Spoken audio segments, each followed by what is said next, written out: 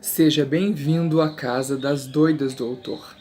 Foi assim que o Drauzio foi recebido por um funcionário da penitenciária feminina da capital em 2006, quando ele iniciou o trabalho como médico voluntário naquela instituição, e que deu origem mais tarde, então, a esse livro, Prisioneiras.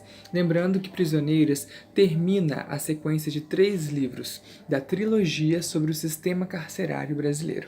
O primeiro deles foi lançado em 1999, o mais famoso também, chamado Estação Carandiru, que deu origem depois, em 2003, ao filme Carandiru.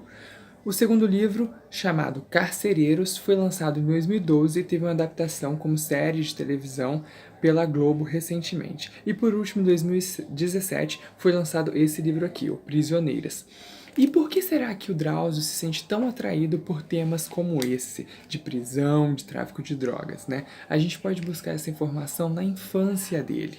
Quando ele era garoto andando pelas ruas do Brás, existiam diversos cinemas naquele bairro. E um deles, o cinema Rialto, era onde ele tinha livre acesso para assistir filmes. Por quê? Porque o gerente de lá era primo da sua avó. Portanto, ele poderia assistir qualquer filme quando ele quisesse, né? Além disso, por ter perdido a mãe muito jovem, com apenas 4 anos de idade, ele tinha muito mais liberdade do que os demais meninos da sua idade. Então ele conseguia ouvir, por exemplo, alguns programas de rádio que os demais meninos não conseguiam.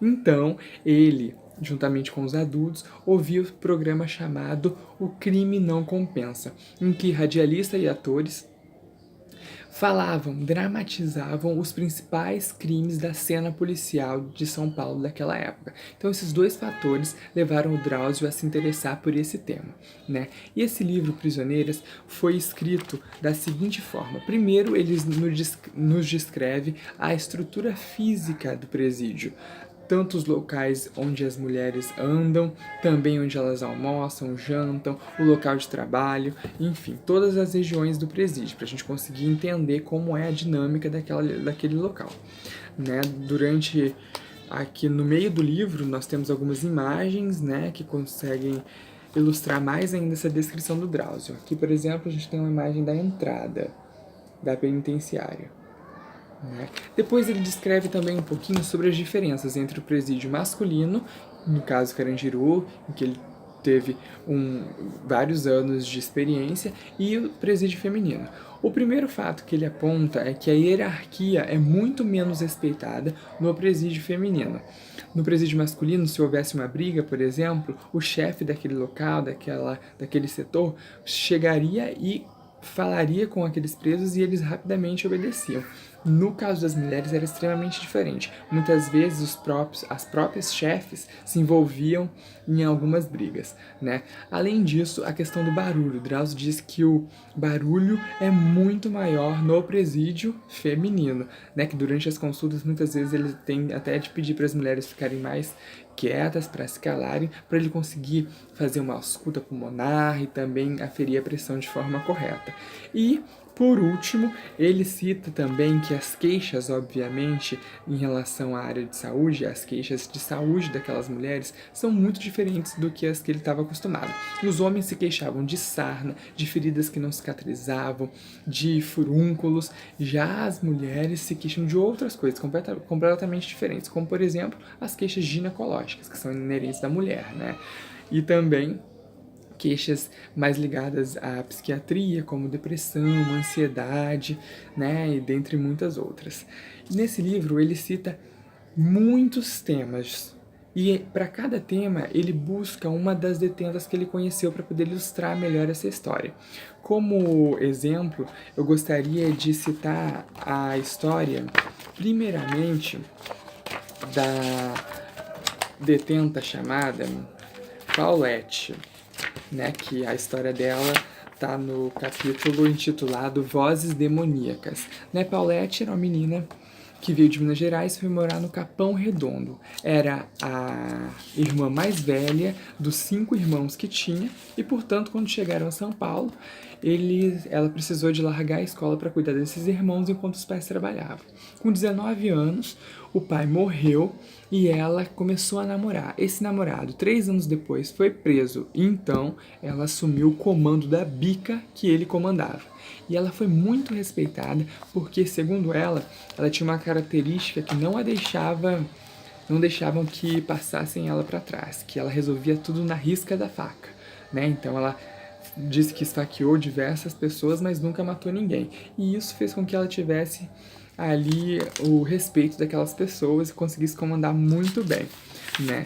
E o título desse capítulo, Vozes Demoníacas, faz referência a um filho, o único filho que ela teve, né? Ela dizia que quando essa criança era pequena e ela amamentava, quando ela olhava para a moleira da criança, ela sentia que vozes diziam para ela que ela deveria colocar a caneta Bic ali, enfiar a caneta Bic naquele local. E então, por trauma dessas vozes, né, ela só tinha tido um filho. Então, como exemplo, nesse caso, nós podemos, né, ver uma constante nos casos relatados pelo Drauzio. A primeira delas é que muitas das mulheres entram no crime através de seus companheiros, né, como aconteceu com a Paulette. Isso é muito comum mesmo, em diversas outras histórias. O que não é comum nessa história é que ela só teve um filho, mas é devido a esse motivo peculiar que a gente disse. Drauzio encontrava mulheres de 20 anos, 22 anos que já tinham 2, 3 filhos. Isso era o comum, né? E também Paulette não se arrependeu de pertencer ao crime, a formar uma quadrilha e ser traficante, porque ela conseguiu dar casa para os irmãos e também para a mãe dela, né? Uma casa própria. Eles não pagavam aluguel devido ao trabalho dela. Então ela se orgulhava muito disso. O outro caso que eu gostaria de comentar com vocês é da paciente do Drauzio, né, e detenta, chamada Jéssica. E o título desse capítulo é Precocidade. Por quê? Jéssica tinha pai e mãe, mas os parentes deles eram muito diferentes entre si. Ou seja, os parentes da mãe eram todos trabalhadores, tinham uma vida normal. Já os parentes do pai, não. Os parentes do pai eram metade assaltavam e metade traficavam. Ela se interessava muito mais por essa parte da família, porque ela via que aqueles membros da família vestiam roupa de marca, andavam de carro, enfim, ela queria ter a vida deles. Então, com 14 anos, um dos tios perguntou a ela qual seria o presente que ela queria ganhar. Ela disse que seria participar de um assalto junto com eles. A princípio, eles refutaram, falaram assim, não, imagina. Mas depois, pensando melhor, realmente uma menina com um rosto angelical poderia, né, ludibriar ali quem eles fossem assaltar. Dito e feito, eles viram no jornal o anúncio que uma transportadora precisaria de uma atendente. Então ela foi lá com esse recorte de jornal, conseguiu chegar à entrevista com o gerente dessa transportadora e declarou o assalto, né? Declarou o assalto, pegou o dinheiro e os cheques e depois trancou essa pessoa ainda num banheirinho que tinha ali próximo.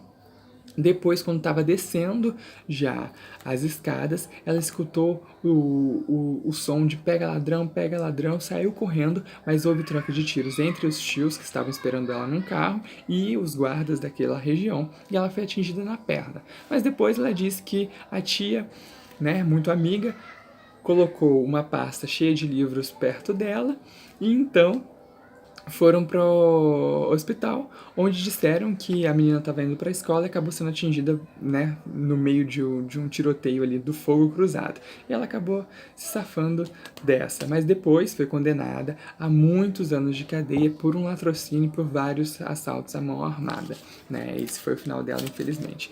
Um dos capítulos mais polêmicos desse livro é o capítulo que trata sobre a sexualidade das mulheres. Drauzio descreve que existem diversas categorias entre as mulheres homossexuais no presídio, né? E em relação a esse capítulo também a gente pode voltar um pouquinho para o título, porque Prisioneiras do título trata tanto das mulheres estando presas, mas também que é em relação às mulheres que são presas e se sentem livres das amarras da sociedade quando entram na cadeia. Então, quando estão na cadeia, elas podem desfrutar da sua liberdade de uma forma antes não vista, né? Elas se sentem muito mais livres para exercer tanto a sexualidade quanto diversos outros aspectos da natureza dela. Então, essa divisão que o Drauzio traz pra gente, que é inédita, né, que eu nunca tinha ouvido falar e nunca tinha visto também outras pessoas falarem, é muito interessante, é descrita no capítulo denominado Sapatões. Eu vou ler 2 trechinhos para vocês. O primeiro: para ser enquadrado na categoria de original, o sapatão precisa ser virgem de homens, como explica Johnny.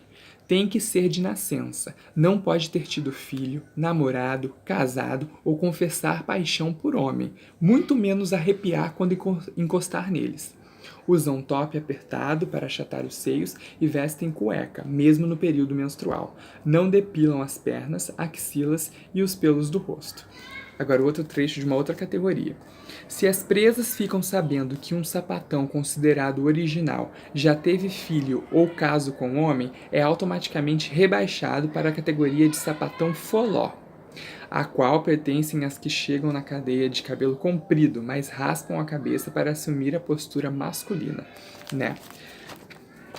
Já no epílogo, no finalzinho do livro, o Drauzio traz várias reflexões sobre a violência urbana. Por que essas mulheres chegam lá? O que acontece, né? Eu já ouvi muitas pessoas falarem que bandido nasce bandido, né? Será que é isso mesmo? O Drauzio traz umas reflexões diferentes acerca desse assunto.